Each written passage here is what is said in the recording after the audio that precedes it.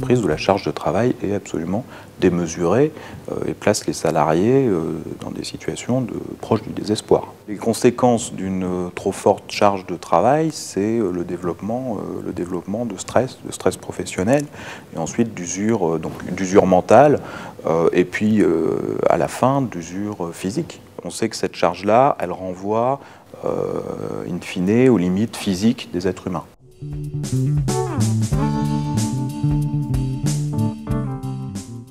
Ce que montrent les enquêtes d'épidémiologie, c'est qu'on peut encaisser une charge de travail importante, d'autant plus qu'on a des marges d'autonomie pour composer avec sa charge de travail.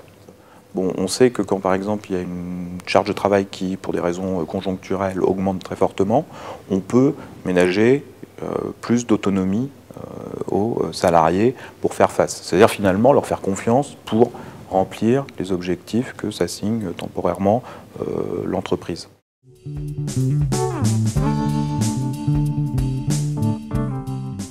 Une troisième dimension, ça serait tout ce qui est dimension soutien social au sein de l'entreprise. Soutien social à la fois des collègues, qui diminue à cause de l'individualisation des process, et soutien managérial, qui diminue à cause des transformations des modes de management.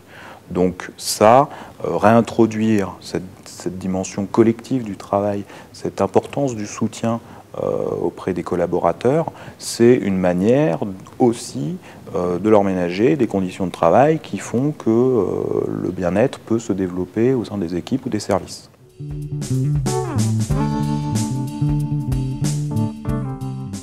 Cette dimension de sens au travail, qui s'articule autour de l'utilité des tâches et de leur intérêt.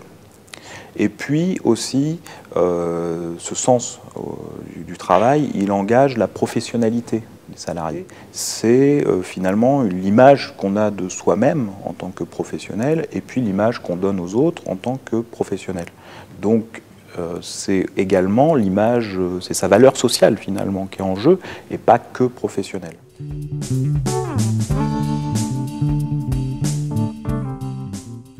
Un dernier facteur, mais qui résume finalement tous les facteurs que j'ai évoqués, c'est celui de la reconnaissance. C'est très important de reconnaître l'investissement des gens, de dire merci, de prendre un temps pour en fait reconnaître qu'ils existent professionnellement et que ce qu'ils font est bien.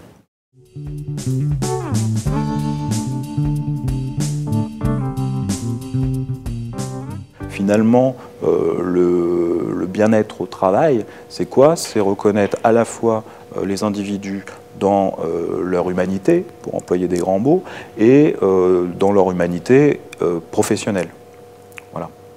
La pire chose en fait qu'on peut voir quand on fait des entretiens avec des salariés dans le cadre d'expertise, de diagnostic ou d'audit, la chose qui est la plus mal supportée, c'est d'être considéré comme un pion.